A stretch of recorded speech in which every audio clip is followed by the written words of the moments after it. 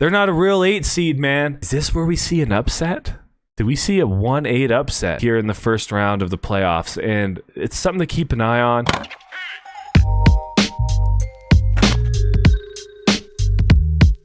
What's up, everybody? Skywalking with Wetz podcast. Your boy Wetz here to give you my playoff prediction. Just the playoff picture abroad, or whatever the wording may be. The Western Conference is very interesting. The Eastern Conference is very, very, very interesting. And some things are shaking up a little bit here. You know what? When we get to the semifinals, I'm only going to do the first round today. But when we get to the conference semifinals, the conference finals, like, things are going to get tough. These are not easy decisions. So I'm going to start with the Western Conference. All right, I just gave you my take on well, not really my take. So here's my take on the OKC Thunder and the Phoenix Suns. I think, obviously, the Thunder are the better basketball team right now. The Suns are more than capable, I believe, and we match up well. We have guys we can throw at. Shea, J-Dub.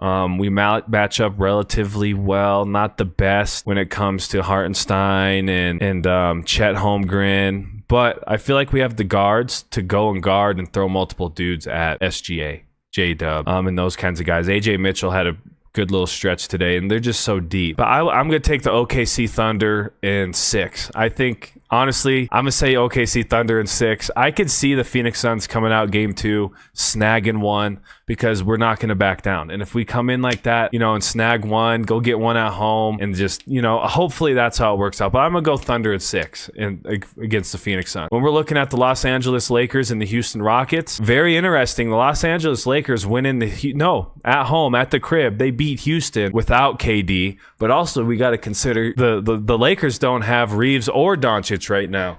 And it's fascinating because I would expect the Houston Rockets to beat the brakes off the Lakers yesterday, but Luke Kennard had plans otherwise. And the Lakers go and get game 1. So now Lakers up 1-0, got one more at the crib. I believe Luke is closer to returning than people think. And regardless if Luka comes back, it doesn't matter if the Houston Rockets get Kevin Durant. I don't think it will matter. I think if the Lakers at least get Luka Doncic back this series, not even Reeves, they're going to win this series in 6 or 7. I'm going to go 6 or 7. If the Lakers get Austin Reeves, it's wraps for the Rockets. It is what it is. Hopefully KD comes back game 2. I don't want him to see him hurt, but I think Lakers in 6 in this Rockets matchup. Şengün's obviously a dog. Cone on defense, though. And I just don't, again, the Rockets don't have a point guard. Like, Reed Shepherd's not a point guard. Amen Thompson's not a point guard, right? So they're in a tough situation, and they're really missing Fred VanVleet right now. And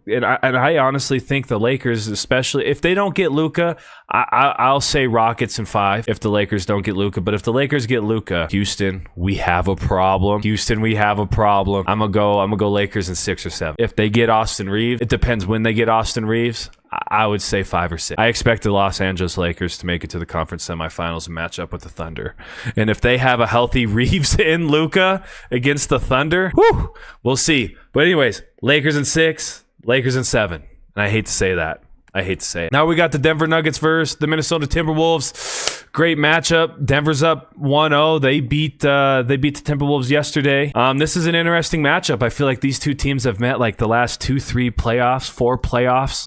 They're very familiar with each other, especially Ant, Jokic, Jamal, like those kinds of guys. They're familiar with each other, especially in the postseason. But I think I'm going to have to go with the Denver Nuggets. I think the Denver Nuggets are the more complete team, the more disciplined team, the more experienced team. Obviously, have won a ring together. I think Anthony Edwards is a problem, but I believe Anthony Edwards needs to have the best playoff series he's ever had in order to beat the Denver Nuggets. And, Julius Randle, he's an X factor. I know he's kind of the second man in line when it comes to the Minnesota Timberwolves, but I don't know if Julius Randle's enough, and I don't know if he makes the best decisions in order to really help Ant in those situations. But I don't know. Julius Randle's a dog. I'm not saying he's not a dog, and he's plenty capable, but we have to see it. You know what I mean?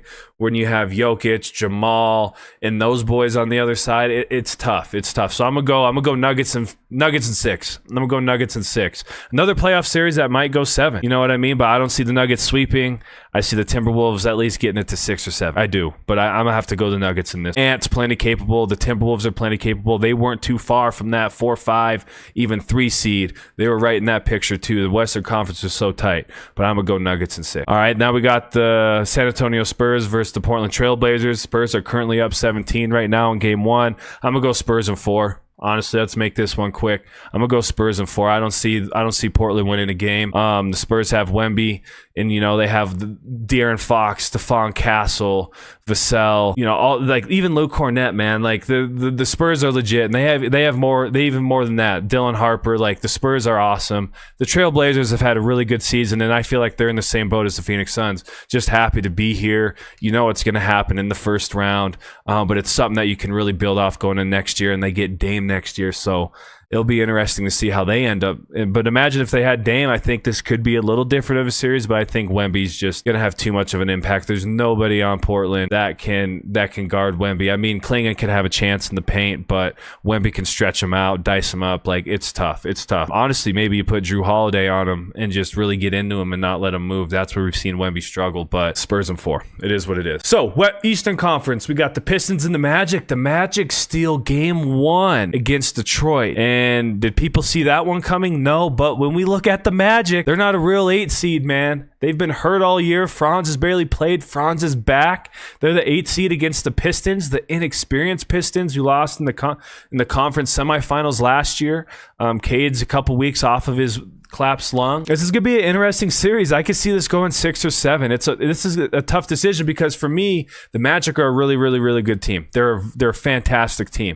Desmond Bane, Anthony Black, Franz Wagner, Wendell Carter, Paolo Banchero. They're a good team, and they're a relatively deep team too. So I don't know. I feel like the Magic are a true 4, 5, 6 seed, but they're sitting at the 8. The Pistons, obviously, you got Cade, you got Jalen Duren, you got the boys. Like the Pistons are legit. But is this where we see an upset? Do we see a 1-8 upset here in the first round of the playoffs? And it's something to keep an eye on. I'm going to go Magic in 6, Magic in 7. I think that's where I'm at. I think Magic in 6 or 7. They're plenty capable. We saw how they played last year in the playoffs when they were healthy. The Pistons, they could definitely win the series. They should, but I think I'm going to go Magic in 6 or 7. A lot of 6 or 7 games. 6, 7, don't take that out, Zach. 7-game series I'm predicting here, but I think this one truly is that, especially with Orlando winning the first game, and part of that could be, the Pistons been resting. Orlando's played 2 games, but I'm gonna go Magic in 6, Magic in 7. All right, now we got Cleveland versus the Raptors. Cleveland Cavaliers versus the Toronto Raptors. I'm not a big believer in Cleveland. I hate to say it. I sound like a hater. They're super deep. They're super stacked. They got the star power. The Raptors, young, inexperienced. You got Scotty, you got BI, you got RJ Barrett, you got Quickly, you got Podol. You got those guys out there. But I honestly think that the star power from the Cleveland Cavaliers is going to be too much. You got James Harden, you got Donovan Mitchell, you got Evan Mobley, you got Jared Allen. Is Jared Allen back? I don't know if Jared Allen's quite back. Then you got the shooter. Like, Cavaliers are a legit team. I'm going to take, but I'm not a believer. They could still be legit, but I could still not be. I'm going to go Cleveland in 5. I'm going to go Cleveland in 5. I think the Raptors, new core, I just don't know if they have enough. Scotty's a problem for sure. But I think the Cleveland Cavaliers have what it takes to, make Scotty work real hard for buckets, make BI, make things hard on BI, and they can score with those guys too. But the Raptors also play defense, so we'll see how that works out. But I'm going to go Cleveland in 5. We got the New York Knicks versus the Atlanta Hawks. New York won yesterday. They're up 1-0. I'm going to go, the Knicks are nice. They obviously got Brunson, Cat, Mikal, OG. They got the boys over there. The Hawks got Jalen Johnson, CJ McCollum, Okongwu, those Dyson Daniels, those cats over there. But, I'm going to go Knicks in 5. I'm going to go Knicks in 5. I think the Hawks are good. They're a good team, good regular season team. But